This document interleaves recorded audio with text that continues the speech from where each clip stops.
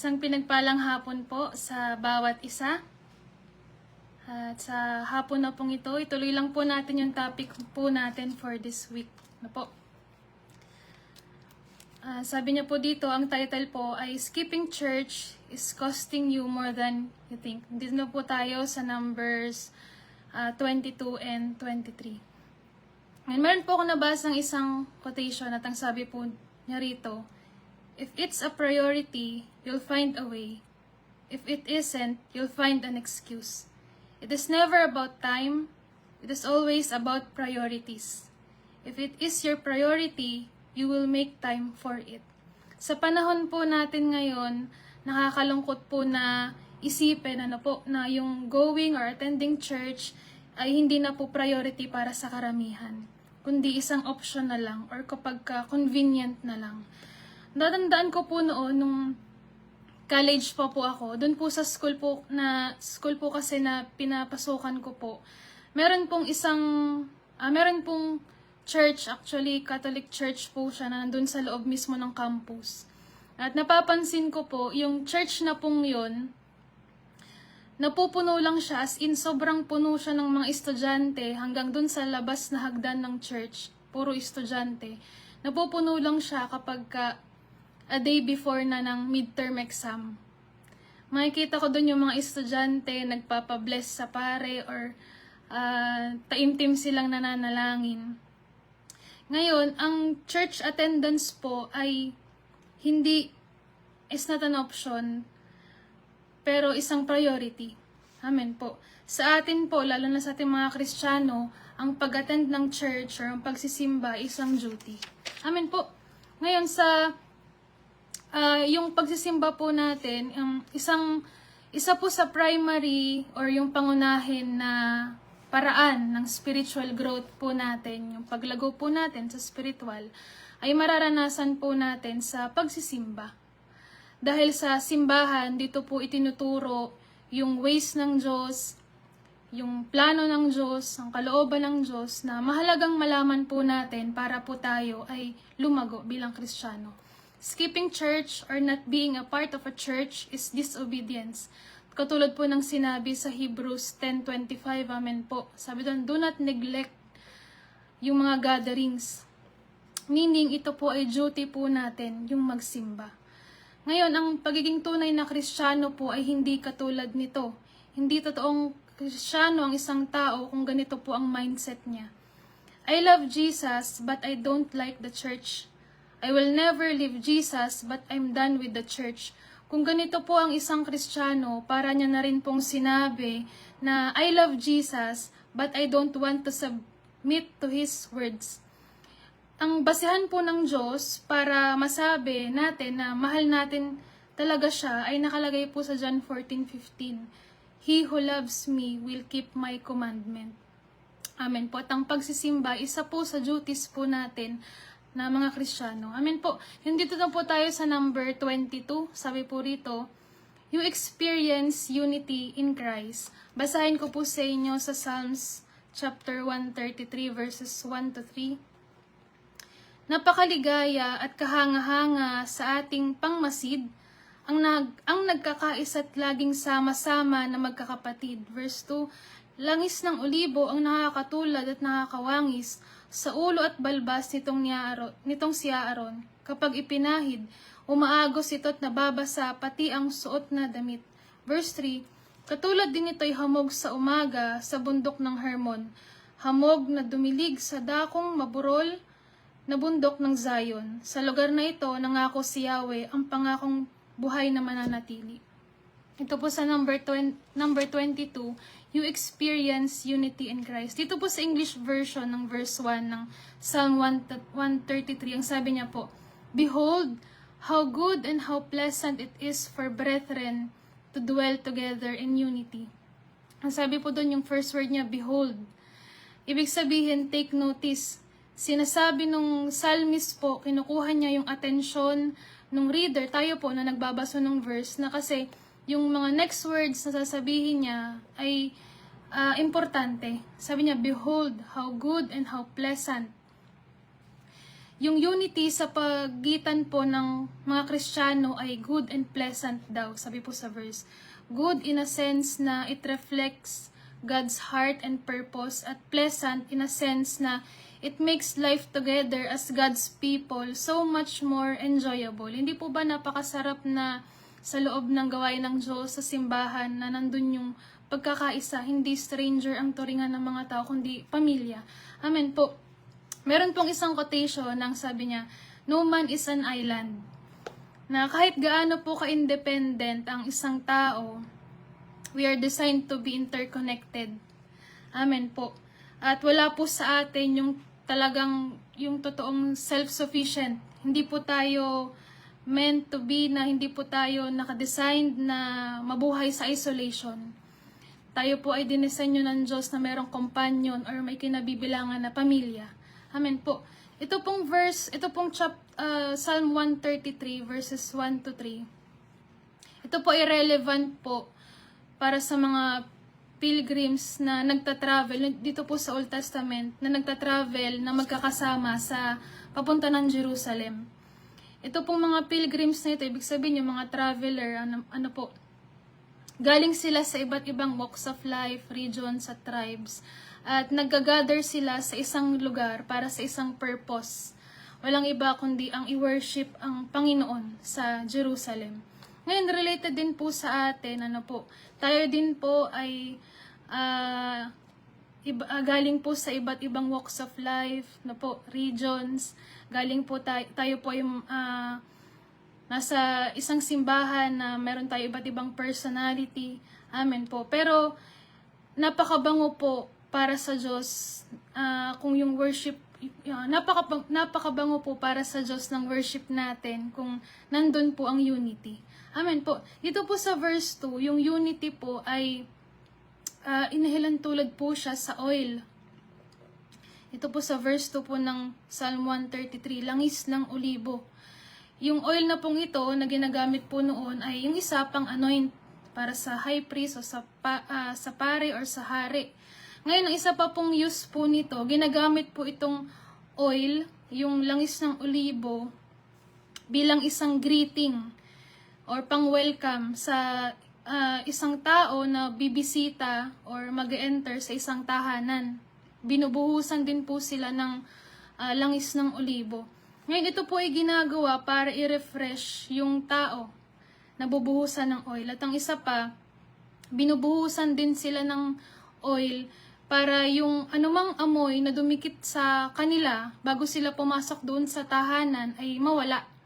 At yung magstay na amoy sa kanilang katawan ay yung mabangong yung amoy ng oil, yung mabangong amoy ng oil. Amen po. Ngayon, ito pong unity ay katulad noong oil na yun. Na yung unity ay nagre-refresh po sa atin at nagke-create ito ng isang pleasant na atmosphere para sa lahat. Amen po. Ngayon, dito naman po sa verse 3, yung oil po, ay yung unity po, ay inahilan tulad naman sa hamog sa umaga sa bundok ng Hermon. Ito pong Mount Hermon ay sagana po dito or abundant po dito yung hamog. Na kahit sa dry weather po, yung mga Israelita kapag nagtatayo sila ng tent doon, pagdating ng umaga, yung tent nila ay basang-basa ng hamog. Sa sobrang sagana ng hamog doon sa bundok na yon. Unlike po sa ibang parts ng Israel na napaka-dry. Ngayon po, ang unity among God's people makes life thriving and healthy. Yung unity, ito po yung tumutulong sa atin para mag-flourish, lumago, lumusog, sumagana ang gawain ng Diyos, ang simbahan. Amen po. At dito po sa panghuli po, sa number 23 naman, sabi niya po, Church prepares you for spiritual battles. Basahin ko po dito sa Efeso chapter 6 verses 12 and 13. Sabi niya po dito, sapagkat hindi tayo nakikipaglaban sa mga tao, kundi sa mga pinuno, sa mga may kapangyarihan, sa mga tagapamahala ng kadilimang umiiral sa sanlibutan ito, sa mga hukbong spiritual ng kasamaan sa impapawid. Verse 13, kaya't gamitin ninyo ang kasuotang pandigma na mula sa Diyos, sa gayon makakatagal kayo sa pakikipaglaban pagdating ng araw na sumalakay ang masama upang pagkatapos ng labanan ay matatag pa rin kayong nakatayo. Basahin ko rin po sa verse 17, isuot ninyo ang helmet ng kaligtasan at gamitin ang tabak ng Espiritu na walang iba kundi ang salita ng Diyos. Ngayon sa pagsisimba po natin, dito po natin maririnig ang salita ng Diyos. Tama po. Dito po maliliwanagan po tayo. Dahilan po doon sa nalaman mo, narinig mo, naliwanagan ka ng salita ng Diyos, nape-prepare po tayo sa mga battle sa buhay po natin na darating.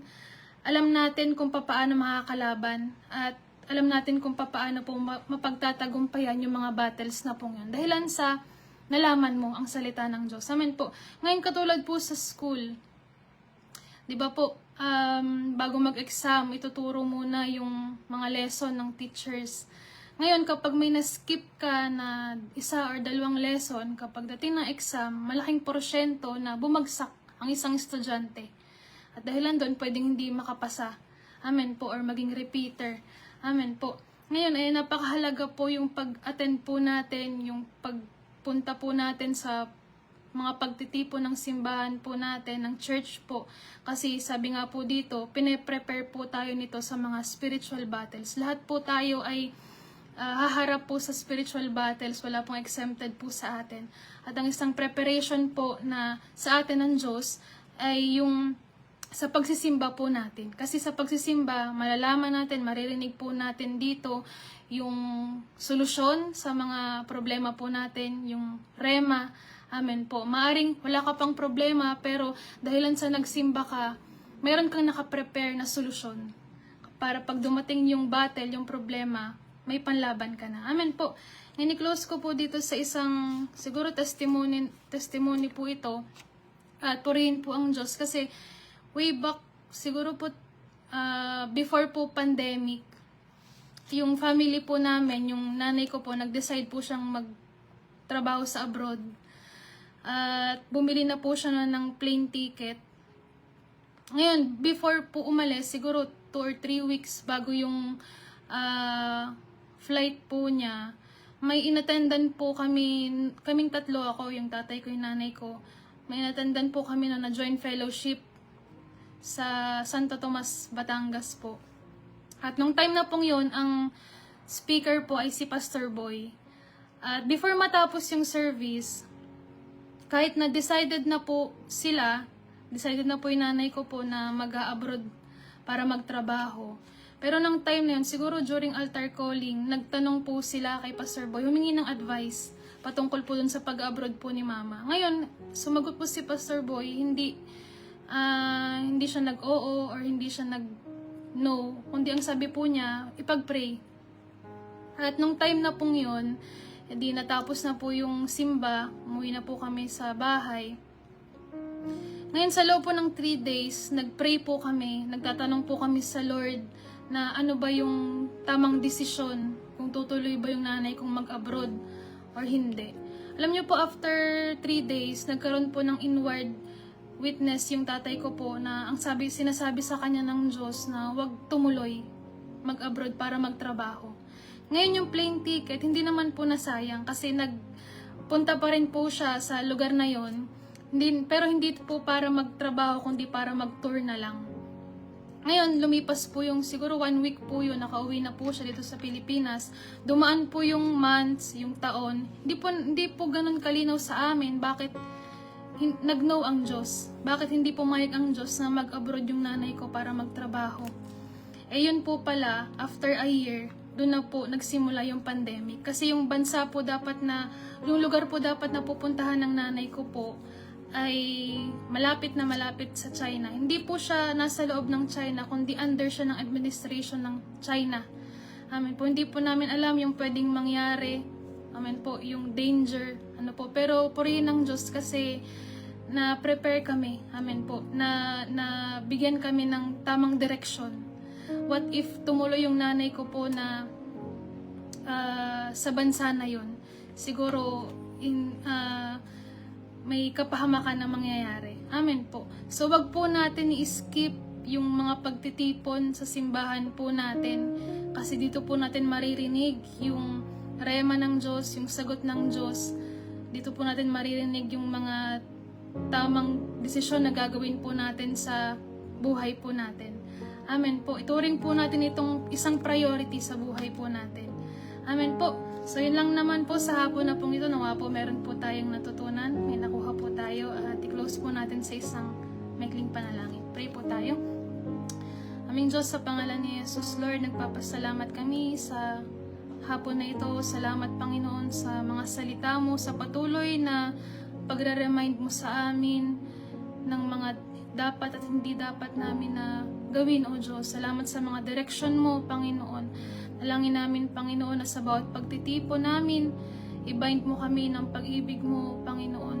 At hayaan mo, Lord, sa bawat pagdalo namin sa mga pagtitipon na ito, marinig namin ng malinaw ang rema mo, ang direction mo sa bawat isa sa amin. Salamat, Panginoon. Purihin ka sa hapon na ito. Na-appreciate ka namin sa pangalan ni Jesus. Amen. So, magandang hapon po sa bawat isa. Thank you po and God bless.